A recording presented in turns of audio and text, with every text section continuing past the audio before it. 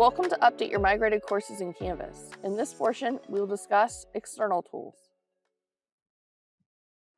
If you used any external tools in Blackboard, such as VoiceThread, Kaltura, or Publisher tools, you'll need to add those to the modules.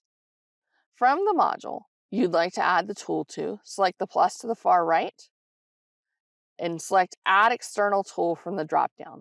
Locate the tool that you'd like to use to add to the module. Depending on the tool, you will be given prompts to add the tool to the module.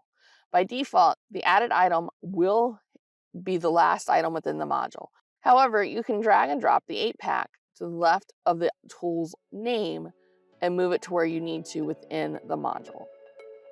Thank you for watching. For more information, please visit clt.odu.edu.